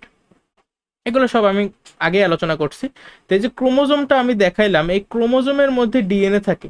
ডিএনএ দেখতে কেমন তাও দেখাইছিলাম সেদিন, এই যে এরকম অনেকটা স্ট্রাকচারটা। ঠিক আছে, এই ডিএনএ এর মধ্যে কিন্তু আমার কি থাকে, এই যে এমন, তোমরা তো যারা কার্টুন টার্টুন দেখছো ছোটবেলায় তারা এই অবশ্যই ডিএনএ দেখছো, ডিএনএ মডেল। বা ডিএনএ এর মধ্যে একটা জিনিস থাকে তার নাম হলো জিন। ঠিক আছে, ডিএনএ এর কিছু কিছু জায়গায় জিন থাকে, ধরো এই অংশটা একটা জিন, আবার এই অংশটা একটা জিন, পুরো অংশ কিন্তু না, খুবই অল্প অল্প কিছু অংশে জিন থাকে। মূলত এই জিনগুলোই আমাদের বৈশিষ্ট্য নির্ধারণ করে কোন একটা মানুষ দেখতে কেমন হবে, তার যে কি বলে ব্রু ব্রু আইব্রু আছে না, আইব্রু কেমন হবে, তারপরে চোখের যে আছে না, অনেকের নীল নীল নীল একটা চোখ থাকে, আবার অনেকের একটা বিড়াল টাইপের চোখ থাকে। এগুলো এগুলো সব কিন্তু এই জিন দ্বারাই নিয়ন্ত্রিত। ঠিক আছে, আর এগুলোই আলোচনা করে সবকিছু এই যে জেনেটিক্সের মধ্যে বা বংশগতি বিদ্যায়। জিন ও জীবের বংশগতি ধারা সম্পর্কে এই শাখায় আলোচনা করা হয়। তোমরা কিন্তু জেনেটিক ইঞ্জিনিয়ারিং আর জেনেটিক্স দুটো এক করে ফেলাইও না। জেনেটিক্স হলো গিয়ে বংশগতি বিদ্যা, এটা হলো গিয়ে ভৌত জীববিজ্ঞানের একটা শাখা, কিন্তু জেনেটিক ইঞ্জিনিয়ারিং এগুলো কিন্তু ভৌত জীববিজ্ঞানের শাখা না, ওইটা হলো গিয়ে আমাদের অ্যাপ্লাইড বায়োলজির শাখা বা ফলিত জীববিজ্ঞানের শাখা। ঠিক আছে, H last but not list, যে পৃথিবীর প্রাণের বিকাশ, জীবের বিবর্তন, ক্রমবিকাশের তথ্যসমূহের আলোচনা এই শাখায় বিষয়। এই যে আগে একদম ছোট বিলিভ করা হইতো যে আমাদের প্রথমে এক কোষী ইউনিসেলুলার, ইউনি মানে হলো গিয়ে এক, সেল মানে তো কোষ, তাহলে এক কোষী কিছু একটা। ঠিক আছে, এক কোষী একটা জিনিস ছিল প্রথমে, সেখান থেকে মনে করো আস্তে আস্তে আস্তে আস্তে বিবর্তনের মাধ্যমেই মানুষ আসছে, আরো বিবর্তন হইতে আছে কন্টিনিউয়াস, বিশ্বাস আর কি অনেকের এরকম। বুঝছো? জি ভাইয়া বুঝছি, এগুলো সম্পর্কে ভালো জানি। ঠিক আছে, এইগুলোই হলো কি আমাদের বিবর্তন, আর কিছু না। পরবর্তী পৃষ্ঠায় যাই। আচ্ছা, এখনো কিছু বাকি আছে, যেমন ওই যে ওই সময় বলছি বাস্তুবিদ্যা। বাস্তুবিদ্যা কি দেখবা যে আন্তর সম্পর্ক, পরিবেশের সাথে জীবের আন্তর সম্পর্ক। এন্ডোক্রাইনোলজি মানে হলো হরমোন, কিছু কিছু ওয়ার্ড আমি যে স্মার্ট করে রাখি। ঠিক আছে, যে প্রাকৃতিক পরিবেশের সাথে জীবের আন্তর সম্পর্ক। এন্ডোক্রাইনোলজি কথাটা এটার বাংলা হলো হরমোন বিদ্যা। ঠিক আছে, হরমোন বিদ্যার ইংলিশ হলো এন্ডোক্রাইনোলজি। তো অবশ্যই এইখানে হরমোনের কার্যকারিতা নিয়ে আলোচনা করা হবে, কোন হরমোনের কাজ কি। যদি তোমার কিছু এক্সাম্পল দিই, সাপোজ আমরা যখন অনেক ভয় পাই তখন কি হয়, আমাদের কি হার্টবিট অনেক বাইরে যায় না, না? জি ভাইয়া, ঘন ঘন যেমন ঘন ঘন ঘন শ্বাস নেই। এটা এটা কারণ কারণ কি, এটা কারণ একটা হরমোন আছে, হরমোনটার নাম হলো অ্যাড্রেনালিন। ঠিক আছে, অ্যাড্রেনালিন হ্রাস হয় ওই সময়, অ্যাড্রেনালিনটা আসে একটা। আবার হরমোনগুলো কি, হরমোন হলো গিয়ে রসের মতো। ঠিক আছে, এই রসগুলা বিভিন্ন কাজ করে। এই রসগুলো অবশ্যই কোথাও না কোথা থেকে বের হবে, মনে করো একটা থলি, সরি একটা থলি আর কি, যে কোনো একটা মনে করো এমন একটা থলি আছে, থলি মানে কি ব্যাগ। ঠিক আছে, এই ব্যাগের মধ্যে মনে করো হরমোন থাকে, এই ব্যাগ থেকেই মনে করো হরমোন বের হয়। এরকম শরীরে অনেক অনেক এই ব্যাগগুলোকে বলে গ্রন্থি। ঠিক আছে, এই গ্রন্থি থেকে আমার এনজাইম, হরমোন, এই জিনিসগুলো বের হয়। এরকমই একটা গ্রন্থি আছে, এই গ্রন্থিটার নাম হলো গিয়া অ্যাড্রেনাল গ্রন্থি। ঠিক আছে, এই অ্যাড্রেনাল গ্রন্থি থেকে অ্যাড্রেনালিন হরমোনটা নিঃসৃত হয়। বুঝতে পারছো? এই অ্যাড্রেনালিন হরমোনটাই মূলত আমাদের এই শ্বাস প্রশ্বাসের মানে রেট বাড়াইয়ে দেয়, তারপর আমাদের হার্টবিট বাড়াই দেয়, এগুলো সব হইলো ওর কাজ। বুঝছো? তারপরে আমরা যে সবাই বড় হই, ঠিক আছে, আমাদের দেহ যে বড় হয় এর জন্য গ্রোথ হরমোন লাগে। এই গ্রোথ হরমোন গুলো আসে মূলত পিটুইটারি নামে একটা গ্রন্থ আছে, পিটুইটারি গ্রন্থি থেকে আসে। পিটুইটারি গ্রন্থি কোথায়, এটা আমাদের মাথার মধ্যে অবস্থিত। মাথায় তোমরা পরবর্তীতে দেখবা যে মস্তিষ্ককে ভাগ করে, গুরু মস্তিষ্ক, মধ্য মস্তিষ্ক, পশ্চাৎ মস্তিষ্ক। তোমাদের ক্লাস 8-এ ছিল কিনা আমার সঠিক খেয়াল নাই, সেই গুরু মস্তিষ্ক সম্ভবত। আচ্ছা ভাইয়া, হ্যাঁ বলো। হরমোন কারণে যে আমার যদি আপনার বেড়ে যায়, এই হরমোনটা কমানো যায় না হ্যাবিটটা? হরমোন ঠিক বুঝলাম না। বুঝেন নাই মনে হয়? না না। আপনি যে বলছেন হরমোন আছে আমাদের, তার কারণে আমরা যখন ভয় পাই, ভয় পাওয়ার সময় বেড়ে যায়, কিন্তু হরমোন আপনি বলছেন না। হ্যাঁ, সাপোজ আমি যে তোমারে বললাম যে এই অ্যাড্রেনালিন হরমোনের কারণে আমাদের শ্বাস প্রশ্বাসের বাইরে গেল, এখন তাহলে কোনোভাবে যদি এই যে গ্রন্থিটা আমি যদি হরমোন যে বের হয় এটা যদি থামাই রাখতে পারি, তাইলেই তো আমার এটা কন্ট্রোল হয়ে যাবে না? আচ্ছা বুঝছি। বুঝছো, এইগুলো কিন্তু বিভিন্ন ওষুধের মাধ্যমে হরমোনগুলো কন্ট্রোল করে মূলত। আবার এই যে জীব ভূগোল বা বায়োজিওগ্রাফি, এখানে কি ভৌগোলিক সীমারেখায় জীবের বিস্তৃতি এবং অভিযোজন। এই জীব ভূগোল শুনলেই মাথায় এসে পড়বে পোলার বিয়ারের এক্সাম্পল। এরপরে আসে এই যে মূলত আমি বই থেকে দেখাইছি, যেখানে তুমি যদি রিডিং দাও নতুন কিছুই পাবা না, যা আছে সবই পড়াইছি। এখানে যে ভৌত জীববিজ্ঞান আমি বইয়ের লাইন ধরে ধরে সবকিছু পড়ানো হয়েছে। এরপরে আসে আমাদের ফলিত জীববিজ্ঞান। ফলিত জীববিজ্ঞান বা অ্যাপ্লাইড বায়োলজি, এখানে কি থিওরির থেকে প্র্যাকটিক্যাল জিনিসপাতি বেশি। প্রথম শাখার নাম হলো জীবাশ্ম বিজ্ঞান, যার ইংলিশ প্যালাই অন্টোলজি। বানানটা কিন্তু খুবই সারদের ফেভারিট, ঠিক আছে? প্যালাই অন্টোলজি। প্রাগ ঐতিহাসিক মানে কি ইতিহাস যে সময় থেকে লেখা হয় তারও আগে। তো প্রাগ ঐতিহাসিক বিভিন্ন জীব আছে, যেমন ডাইনোসর, ড্রাগন, এগুলো তো মানে কাল্পনিক না, কিন্তু ডাইনোসর কিন্তু কাল্পনিক না। ডাইনোসরের কিন্তু এই যে ফসিল টসিল পাওয়া গেছে, ডাইনোসর কিন্তু আসলই ছিল। ড্রাগন অনেকাংশে কাল্পনিক বলা যেতে পারে। আর ডাইনোসরের সঙ্গে কার সম্পর্ক? ওই যে টিকটিকি ফিকটিকি আছে না আমাদের বাসায়, এগুলোর কিন্তু সম্পর্ক আছে। দেখো, তো এই জীবাশ্ম বলতে এই যে এখন আমরা দুনিয়ায় মাটি খুললে যে কয়লা, কয়লা, তেল, গ্যাস, এই জিনিসগুলো পাই, এগুলো কিন্তু এই যে জীবাশ্ম থেকে, ঠিক আছে? মানে ডাইনোসর বিশ্বাস করা হয় যে টাইনোসর অনেক বছর ধরে, বহু বছর ধরে অনেক মানে মাটির নিচে চাপা পড়া ছিল, তো সেখানে অনেক তাপ, তারপর অনেক চাপ জমা হয়েছে, তো এই জন্য সেখান থেকে মূলত এই কয়লা, তেল, গ্যাস আমরা পাই, ঠিক আছে? এই যে এখানে একটা মনে করো ফসিলের ছবি দিয়ে রাখছি। এরপর দেখো পরবর্তী শাখা জীব পরিসংখ্যান বিদ্যা। তোমরা কিন্তু শাখাগুলোর নাম মুখস্থ করতে যাবে না, জাস্ট একটু বুঝবা যে কোন শাখায় কি নিয়ে আলোচনা করা হয়, ঠিক আছে? আমরা মুখস্থ করব কি ভৌত জীববিজ্ঞানের শাখাগুলা ভালো মতো। দেখো জীব ভাইয়া পরিসংখ্যান বিদ্যা, হ্যাঁ বলো। আমি বলদার মতো আরো মুখস্থ করাতে আসি যে না না না, এগুলো ফলিত জীববিজ্ঞানের শাখা মুখস্থ করা লাগবে না, জাস্ট ইংলিশ গুলো জানবা আর ব্যাখ্যাগুলো পড়বা। দেখো জীব বা পরিসংখ্যান বিদ্যা, যার ইংলিশ হলো বায়োস্ট্যাটিস্টিক্স, এখানে কি জীব পরিসংখ্যান বিষয়ক বিজ্ঞান। এখানে কি করে, একটু মিউট করো ভাইয়া, যে কোন জীব কতগুলো কি পরিমাণে আছে, ঠিক আছে? কোনটা কতখানি বেশি, তারপর এর হিসাব করে যে বছরের পর বছর কোন জীবের সংখ্যা বাড়তেছে, কোন জীবের সংখ্যা কমে যাইতেছে, কোন জীবগুলো কমতে কমতে একেবারে বিলুপ্তির দ্বার প্রান্তে, ঠিক আছে? এভাবে কিন্তু হিসাব করে অসংখ্য জীব আমাদের কার্যকলাপের জন্য বিলুপ্ত হইবে হইবে এমন ভাব, ঠিক আছে? আমাদের কিন্তু এই জন্য অবশ্যই একটু সাবধান হইতে হবে, পরিবেশকে সংরক্ষণ করতে হবে যাতে জীবগুলো বিলুপ্ত না হয়। তো কোন জীব বিলুপ্ত হইতেছে এগুলো কিন্তু সবাই জীব পরিসংখ্যান বিদ্যার মাধ্যমেই আমরা জানতে পারি। এরপর দেখো পরজীবী বিদ্যা, প্যারাসাইটোলজি, ঠিক আছে? পরজীবী বিদ্যা বা প্যারাসাইটোলজি বা আচ্ছা, এখানে কি আলোচনা করা হয়? পরজীবিতা সম্পর্কে আলোচনা করা। আচ্ছা, পরজীবিতা মানে কি, এইটা তো আগে আমাকে বুঝতে হবে, তাই না? পরজীবিতা বলতে বুঝে সাপোজ একটা জীব, হ্যাঁ এ একটা জীব, এ নামে একটা জীব আছে, আরেকটা জীব আছে বি, খেয়াল করো, বি একটা জীব আর এ আরেকটা জীব।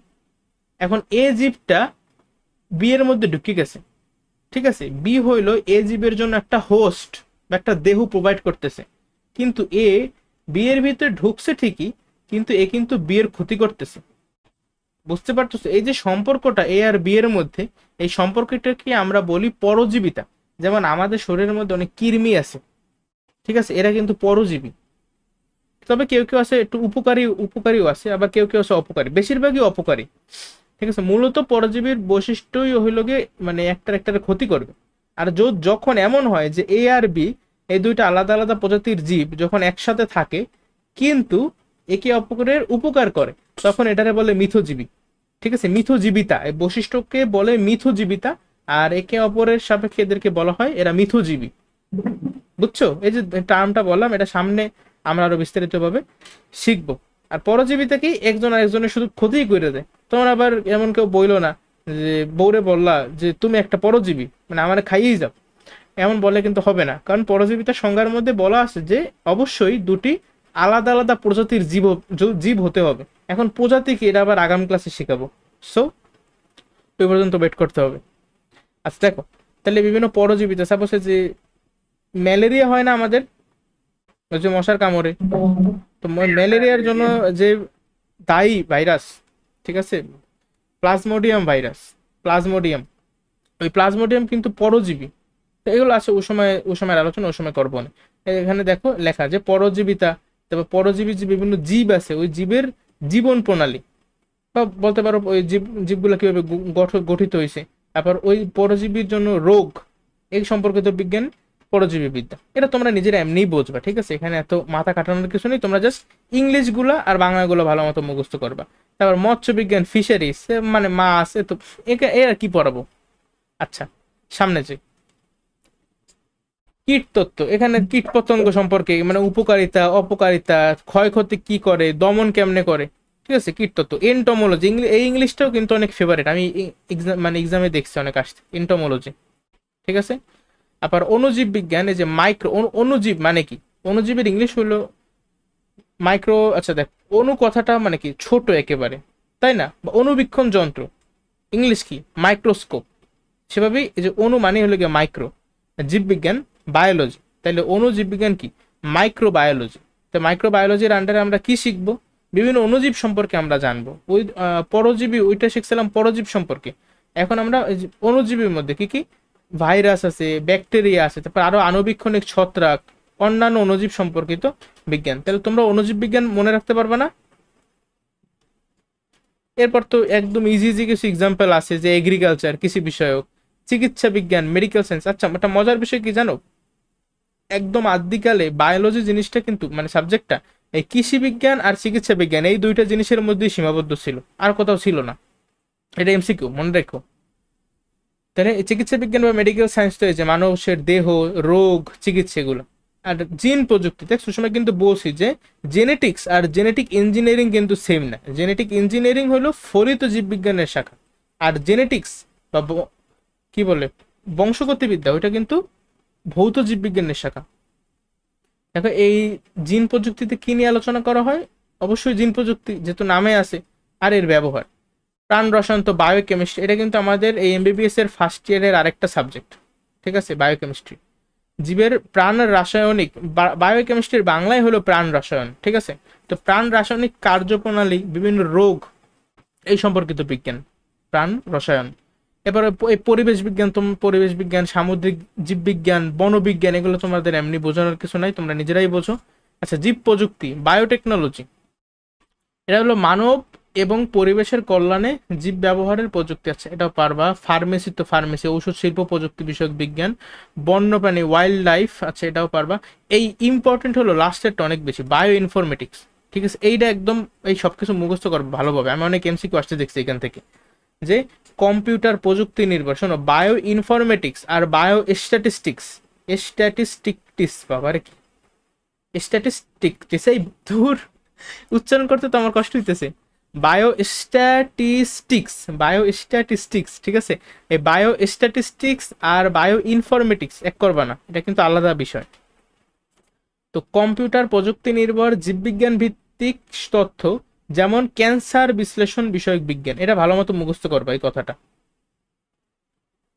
কম্পিউটার প্রযুক্তি নির্ভর জীববিজ্ঞান ভিত্তিক তথ্য, ক্যান্সার বিষয়ক, আচ্ছা পারবা তোমরা। এরপরে আছে কিছু এমসিকিউ, এই পার্ট থেকে যে সকল এমসিকিউ ইম্পর্টেন্ট বা আসে সচরাচর পরীক্ষায়, এগুলা দেখো। প্রথমেই আছে, জীবজগৎকে বুঝতে হলে কিসের জ্ঞান জরুরি, অবশ্যই ভৌত বিজ্ঞান, যেমনটা বলছি।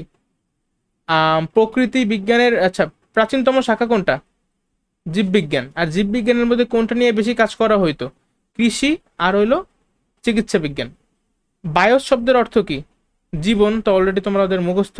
আর এটা বলো, হাইড্রোজেন আর অক্সিজেনের আনুপাতিক সংযোগে কি তৈরি হয়, কি প্রশ্ন করে রে ভাই, H2O। জীববিজ্ঞানের জনক কে, পড়াইছে কিনা একটু আগে? এরিস্টটল। আচ্ছা দেখো, বায়োলজি শব্দটি কোন ভাষা থেকে আগত? বায়োস আর লোগোস এই দুইটাই কিন্তু গ্রিক শব্দ, তাহলে অবশ্যই বায়োলজি গ্রিক থেকে আগত। ল্যাটিন না কিন্তু, গ্রিক, আউলাই যাই না। এরিস্টটল ছিল কি, একজন দার্শনিক। জীববিজ্ঞানের ইংরেজি পরিভাষা কি? বায়োলজি। এ কেমন এমসিকিউ এগুলা? চিকিৎসা ও কৃষি দেখো, চিকিৎসা ও কৃষি সংক্রান্ত ব্যাপারে কোন বিজ্ঞানের ভূমিকা রয়েছে? মনোবিজ্ঞান। মনোবিজ্ঞান, মনোবিজ্ঞান কি, সাইকোলজি। পরজীবী বিদ্যা তো না, এটা কিছু হবে না, জীববিজ্ঞান হবে। তুমি একদম সঠিক উত্তর দিয়েছো। 14 নাম্বার এমসিকিউ, এটা হচ্ছে জীববিজ্ঞানের শাখাগুলোর আন্ডারে যুগ যুগ ধরে জীববিজ্ঞানকে যে দুটি শাখায় ভাগ করা যায় কি? এটা কিন্তু যুগ যুগ ধরে বলছে দেখে হয়েছে, কিন্তু নর্মালি কিন্তু জীববিজ্ঞানের দুইটা মেইন শাখা, এটা হচ্ছে ভৌত আর হলো ফলিত। বাট তুমি দেখবে যখন বলবো যুগ যুগ ধরে, তখনই বুঝবে এখানে উদ্ভিদ বিজ্ঞান ও প্রাণী বিজ্ঞান বুঝাইছে। 15 নাম্বার এমসিকিউ, নিচের কোন জীবটি উদ্ভিদ প্রাণী কোনোটাই নয়? এই কোশ্চেনটা একটু সামান্য ঝামেলা আছে, বুঝছো? এটা অ্যাকচুয়ালি এই যে ব্যাকটেরিয়া আছে, ব্যাকটেরিয়া হয়, আবার এমিবাও হয়, কিন্তু তারা যদিও ব্যাকটেরিয়া দাগাইছে অ্যান্সারে। ইভেন এদিকে সামুদ্রিক শৈবালও হইতে পারে, এককোষী বহুকোষী শৈবাল আছে, নানা ঝামেলা আছে। এই কোশ্চেনটা সোজা কথা ঠিক হয় নাই করা, ঠিক আছে? বাট অ্যান্সার তো তোমরা হইলেও ব্যাকটেরিয়াই দেতা। এবার দেখো, জ্ঞানের বা বিজ্ঞানের বিষয়গুলোকে প্রধানত কয়টি শাখায় ভাগ করা হয়? এটা আমার স্কুলের কোশ্চেন, বরিশাল জিলা স্কুলের কোশ্চেন। 2 ভাগে ভাগ করা হয়, ঠিক আছে? ভৌত আর ফলিত। জ্ঞানের অন্তর্ভুক্ত শাখাগুলোকে আবার কত ভাগে ভাগ করা যায়? ওই 2 ভাগে, ভৌত ফলিত। আচ্ছা দেখো, দেখো ভৌত জীববিজ্ঞান নিচের কোনটি সঠিক? আচ্ছা এই কোশ্চেনটা আমার কাছে একটু কি বলে ঝামেলাপূর্ণ মনে হয়েছে, যদি এটা যশোর বোর্ড না জানি, হ্যাঁ 2024 সালের কোশ্চেন। এখানে অ্যান্সারে তারা এই শারীরবিদ্যা ফিজিওলজি রেচন দিয়েছে কেন জানি। আচ্ছা দেখো, কেন জানি দিয়েছে, এটা আমরা একটু বিশ্লেষণ করি। অণুজীব বিদ্যার মধ্যে দিয়েছে কৃমি। এই কৃমি কি তুমি খালি চোখে দেখতে পাও নাকি পাও না? অবশ্যই পাবা। তাহলে কৃমি কি অণুজীব বিদ্যার মধ্যে পড়ছে নাকি পরজীবী বিদ্যার মধ্যে পড়ছে? না না না মনু, তুমি একটু আগে বলো অণুজীব মানে কি? এগুলা চোখ, খালি চোখে দেখা যায় না, মাইক্রোস্কোপ দিয়ে দেখা লাগে। অণুজীবের মধ্যে আছে ওই যে ভাইরাস, ব্যাকটেরিয়া, এইসব, ঠিক আছে? তো কৃমি তুমি তো খালি চোখে দেখতে পাইতেছো, এগুলোকে পরজীবী বিদ্যার মধ্যে পড়ছে। আবার দেখো এখানে লেখছে কীটতত্ত্ব পরজীবী। কীটতত্ত্ব তো কীট পতঙ্গ হাবিজাবি জিনিস পেতেছে, ওইগুলো পরজীবী না। সবই মিথ্যা, সবই মিথ্যা, ঠিক আছে? হিস্টোলজি, হিস্টোলজি কি কোষ নিয়ে আলোচনা করে নাকি টিস্যু নিয়ে আলোচনা করে? টিস্যু নিয়ে, তাই এটা একটা মিথ্যা কথা। আমি দেখতে পাইতেছি আমার এই ক খ এগুলো সব কয়টা মিথ্যা, আমার বাকি থাকে ঘ শারীরবিদ্যা, যার ইংলিশ হলো ফিজিওলজি। সেই ফিজিওলজিতে কিন্তু রেচন নিয়ে আলোচনা করা হয়, এই জন্য এটা সঠিক, ঠিক আছে? এটা একটা ভালো এমসিকিউ, আমার পছন্দ হয়েছে অনেক। এরপর দেখো, জীববিজ্ঞানের কোন শাখায় কোষের গঠন ও কার্যাবলী নিয়ে আলোচনা করা হয়? কোষের গঠন ও কার্যাবলী।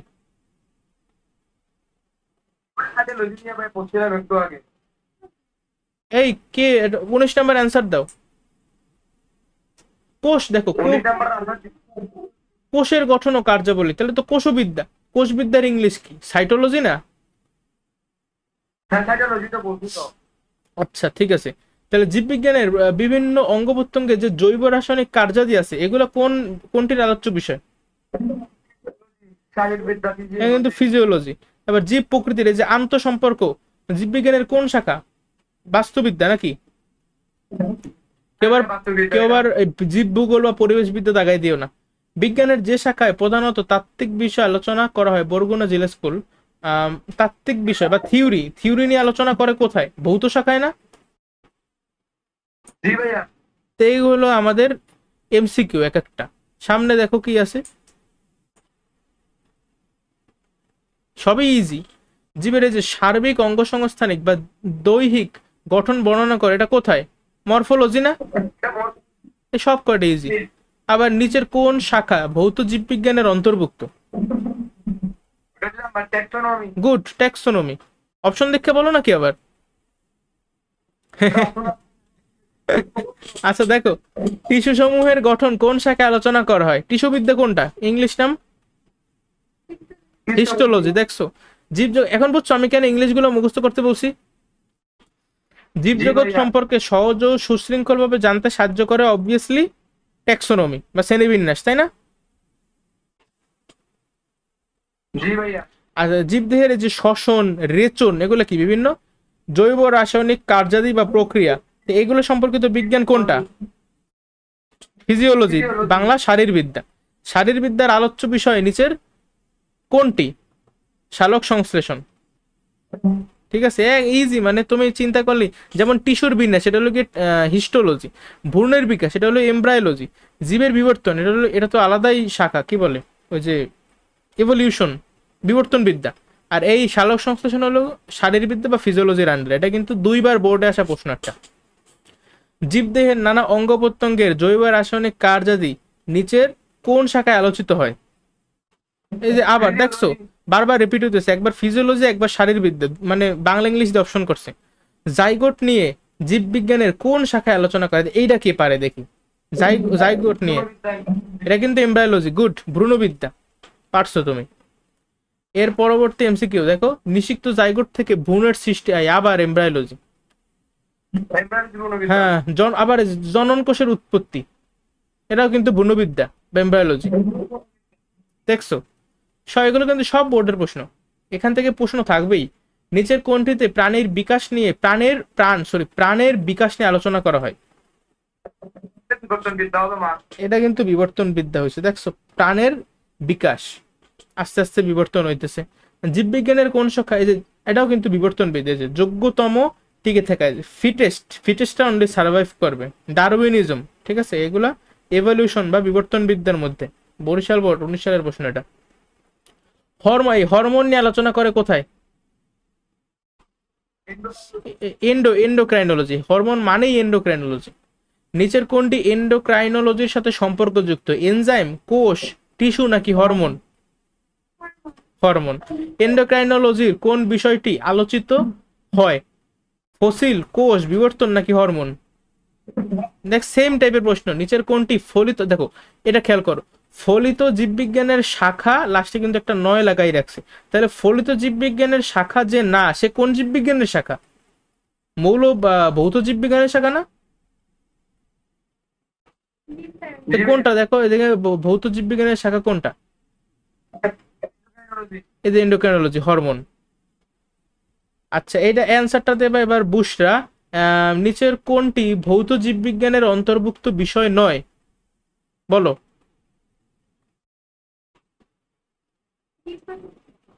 জীব প্রযুক্তি, হ্যাঁ, গুড। জেনেটিক্স কিন্তু বংশগতিবিদ্যা, এটাও কিন্তু ভৌত জীববিজ্ঞানের অন্তর্ভুক্ত, কিন্তু এই জীব প্রযুক্তি হলো গিয়া কি, ফলিত জীববিজ্ঞানের। আচ্ছা দেখো, 40 নম্বর এমসিকিউ, জীববিজ্ঞানের কোন শাখায় জীবের ক্রমবিকাশ সম্পর্কে আলোচনা করা হয়? আবার ওই যে এই সেম এমসিকিউ, কিন্তু এভলিউশন বা বিবর্তন বিদ্যা, জীবের ক্রমবিকাশ। আচ্ছা, এই যে সব এমসিকিউ পারতে আসো, কেমন লাগতেছে?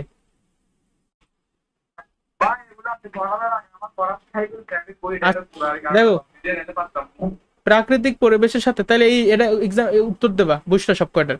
প্রাকৃতিক পরিবেশের সাথে কোন বিদ্যা জীবের সম্পর্ক বিষয়ক বিজ্ঞান। আমি ভালো মতো পড়তে পারতেছি না যদিও। আর ওই তো প্রাকৃতিক পরিবেশের সাথে জীবের সম্পর্ক, আন্তর সম্পর্ক কোন বিদ্যায় আলোচনা করা হয়? বাস্তুবিদ্যায় না? আচ্ছা দেখো, আজকের এটা কিন্তু লাস্ট স্লাইড। ফলিত জীববিজ্ঞানের আন্ডারে কিছু এক্সাম্পল সলভ করি। ফলিত জীববিজ্ঞানের শাখা কোনটি নিচে? বলো, ABCD। তোমার বলা লাগবে না, তুমি এগুলো পারো সব, এরা উৎস বলবো। বুঝতে বললেন স্যার। ফলিত জীববিজ্ঞানের শাখা কোনটি? ডি, অণুজীব বিদ্যা। আচ্ছা, এরপর আছে কোনটি জীববিজ্ঞানের ফলিত শাখা, আবার বলো, ফলিত শাখা কোনটার দিকে?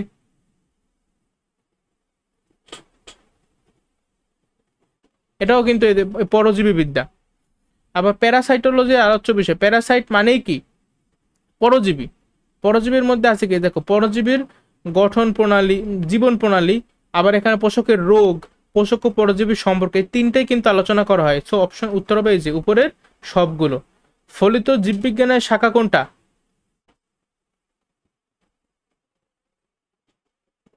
কীটতত্ত্ব, এই যে পারছো, সুন্দর। এরপরে এর যে রিচার্ড, এটা এমসিকিউ আমার খুব পছন্দের এমসিকিউ। রিচার্ড বাগানে প্রবেশ করে মশা মৌমাছি প্রজাপতি দেখতে পেল, সে এগুলো সম্পর্কে যদি বিস্তারিত জানতে চায় তাহলে সে বিজ্ঞানের কোন বিষয়টা পড়বে? মশা মৌমাছি প্রজাপতি,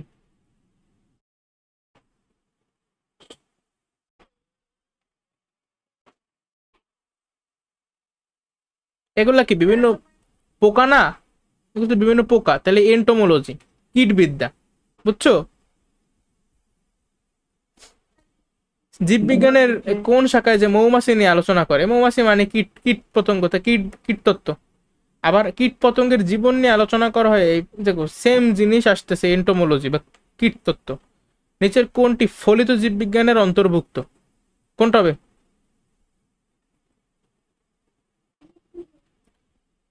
এই যে সামুদ্রিক জীববিজ্ঞান হবে। তুমি কি জীব ভূগোল বললা নাকি?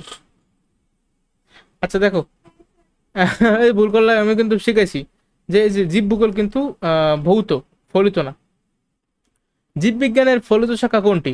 আবার দেখো, এবার কোনটা হবে বলো তো?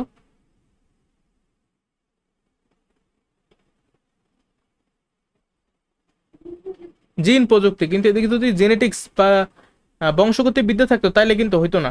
জিন প্রযুক্তি হয়েছে দেখা মানে হয়েছে এটা। 51, নিচের কোনটি ফলিত জীববিজ্ঞানের শাখা? এটাও কিন্তু এই যে জীব প্রযুক্তি, দেখছো সেম জিনিস রিপিটেশন হইতেছে। এবার দেখো জীববিজ্ঞানের প্রায়োগিক শাখা কোনটি? ফরেস্ট্রি। আচ্ছা, প্রায়োগিক শাখা মানেই তো ওই যে আমাদের কি ফলিত শাখা আর কি। তো তুমি বোঝার জন্য ধন্যবাদ। মানব ও পরিবেশ কল্যাণে, এই যে আবার মানব ও পরিবেশ কল্যাণে জীব ব্যবহারে প্রযুক্তি সম্পর্কে বিজ্ঞান কোনটা? এটা তো জীব প্রযুক্তি, বায়োটেকনোলজি। অ্যান্সার হবে বায়োটেকনোলজি, এটা নিজেরাই পারতাম না। তো ওই যে ঔষধ শিল্প মানেই কি? ঔষধ শিল্প প্রযুক্তি, এই যে ফার্মেসি, এটা মানে যে পড়াশোনা পারে না সেও পারবে এটা। ফলিত জীববিজ্ঞানের শাখা কোনটা? বন্যপ্রাণীবিদ্যা, এই যে বন্য বন্যপ্রাণীবিদ্যা। প্রাণীবিদ্যা, ওয়াইল্ড লাইফ।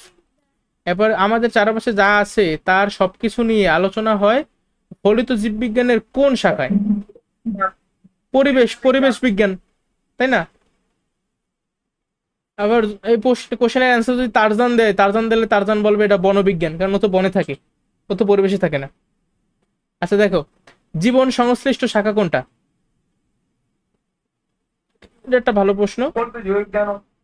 এটা কিন্তু অ্যান্সার আমাদের ফলিত জীববিজ্ঞান হয়েছে, ভৌত জীববিজ্ঞান কিন্তু হয় নাই। কারণ আমাদের ফলিত জীববিজ্ঞানে কি থিওরির থেকেও প্র্যাকটিক্যাল জিনিসপাতি বেশি, এই জন্য জীবন সংশ্লিষ্ট শাখা হয়েছে ফলিত জীববিজ্ঞান। আর কয়টা তো 3-4টা এমসিকিউ আছে সম্ভবত। আর দেখো চিকিৎসা সম্পর্কিত শাখা কোনটা? এরা তো ভাই মানে কি বলবো, মেডিকেল আমার বোনটা দিলেও পারবে, বোন কি আমার মানে 2 এর মাই বোনরা দিলেও পারবে। অনুজীব নিয়ে আলোচনা করা হয় কোথায়? অনুজীব, অনু, মাইক্রোবায়োলজি। মাইক্রোবায়োলজি। আর পরজীবী হইলো গিয়া প্যারাসাইটোলজি। আচ্ছা, 60 নাম্বার, এই যে দেখছো কম্পিউটার প্রযুক্তি নির্ভর জীববিজ্ঞান ভিত্তিক তথ্য আলোচিত হয় কোনটিতে? বায়ো ইনফরমেটিক্স, যে ক্যান্সার বিষয়ক গবেষণা। আচ্ছা, আর ক্যান্সার, এই যে ক্যান্সার নির্ণয়ক বিদ্যা কোন শাখার অন্তর্ভুক্ত? এটা বায়ো ইনফরমেটিক্স হবে। এই যে সেম মানে দেখছো আমি এই জন্য মুখস্থ করতে বলছিলাম, এখান থেকে এমসিকিউ আসে। আজকে ক্লাস তাহলে এই পর্যন্তই। কারো কোনো প্রশ্ন আছে? কারো কোনো প্রশ্ন নাই। তুমি বলো, কেন ওই বুসার প্রশ্ন থাকতেই তো পারে। আচ্ছা ঠিক আছে, তাহলে আজকে ক্লাস এই পর্যন্তই। সবাই ভালো থাকো, অপরকে ভালো রাখো। আসসালামু আলাইকুম।